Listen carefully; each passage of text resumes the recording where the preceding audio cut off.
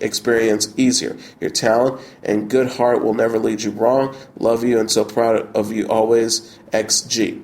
Malik was scheduled to perform at the Capitol Summertime Ball in London. The singer released his debut solo album, Mind of Mine, in March after leaving One Direction in 2015.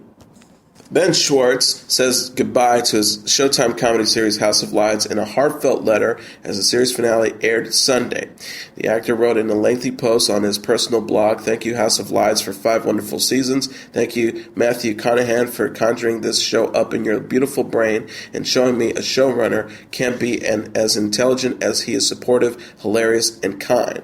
The former Parks and Recreation star continued, "Thank you, Showtime, for giving us 58 episodes to take risks and say things no other network would allow." Schwartz portrayed Clyde Oberhold on the series alongside Don Cheadle, Josh Lawson, and Kristen Bell as a group of management consultants who do whatever it takes to get business deals done.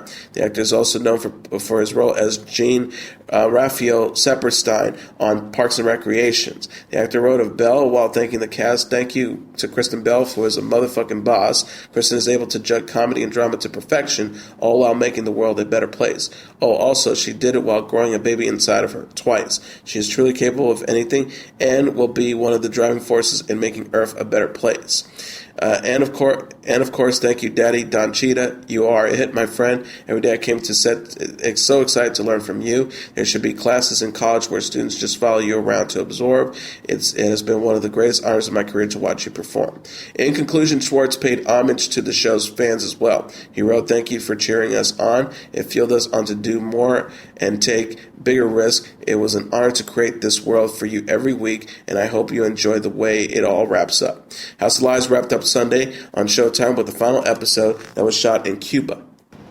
And passing to report, Michu Meszaros has died at the age of 76. The Hungarian-born actor who played the title character on NBC's Alf died after falling into a coma earlier this month, his manager Dennis Varga told TMZ. Meszaros was discovered unresponsive at his home over a week ago and hospitalized in Los Angeles. Varga told previously the website that the actor had been in poor health since suffering a stroke 8 years ago. The Alf star had reportedly given Varga strict instructions to not remove him from life support. Meszaros has been living with Varga and his family since 1985, according to a GoFundMe page for the actor's funeral expenses. Richard Leo Lamati, who set up the crowdfunding page, reported the family will cremated Mezzaro and held a memorial service on Sunday. He said that they also hope to have an interim for the actor in Hollywood.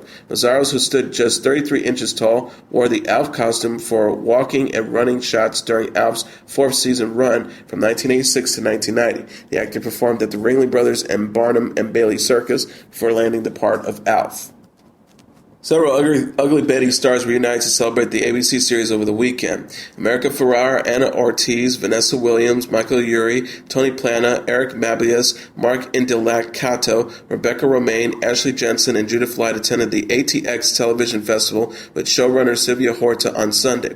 The reunion took place more than 6 years after Ugly Betty came to a close after a 4-season run. Ferrera, who played the title character Barry Suarez, admitted to feeling depressed following the show's finale in 2010. The 32-year-old actress told the audience, "I went into a deep depression because it was like losing a family. There's still a piece of me that doesn't want to let Betty go." Ferrara's love for the series and her castmates inspired to suggest a reunion special during the panel. The actress jokingly proposed a 2-hour Hulu special, but later encouraged fans to show their support for the project. She said, "Everybody here, take out your phone, #BettyRobot. We need a hashtag and tweet it out, and then we're going to get Hulu to buy a 2-hour special." Horta added, "Here's the only thing I know for sure. If we were to do something, it would be a dream, but everyone on this stage would have to be involved." And Becky Newton. Newton, who played Amanda Tannen, was too ill to attend the festival. Ferrara's portrayal of Betty earned her a Golden Globe Award for Best Actress in 2007. The actress presently plays Emmy Dubininsky on the NBC sitcom Superstore, which was renewed for a 2nd season in February. Now let's take a look at what happened on this date in entertainment history. On this date in 2003, Britain's Queen Elizabeth II publishes the list of those she chose to appoint as officers of the Orders of the British Empire as part of the traditional Queen's birthday honors. Including on the list were, among others, the singer-star the soccer star David Beckham, musician Sting, the actor Roger Moore of the James Bond fame, and actress Helen Mirren. An acclaimed veteran of the London stage, Mirren had earned numerous awards for her starring role on the British television series Prime Suspect and would go on to win an Academy Award for Best Actress several years later for her portrayal of none other than Elizabeth II in Stephen Fry's film The Queen in 2006. Born in 1945, Mirren began her acting career with the Royal Shakespeare Company in the latter half of the 1960s.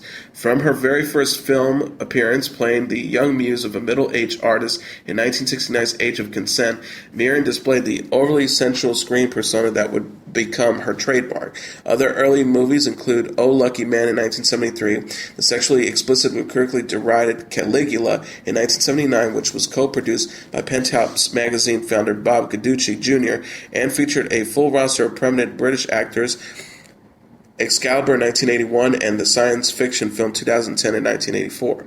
Mirren met future husband Taylor Hackford when he directed her in 1985's White Nights. After a relationship of 11 years, they married in 1997. Mirren's stage career flourished through the 1980s and 90s, and she was nominated for her Tony Award for Best Actress for 1995's A Month in the Country on Broadway. She also continued acting in films, earning notice for her performances in The Cook, The Thief, His Wife and Her Lover in 1989, and The Madness of King George in 1994.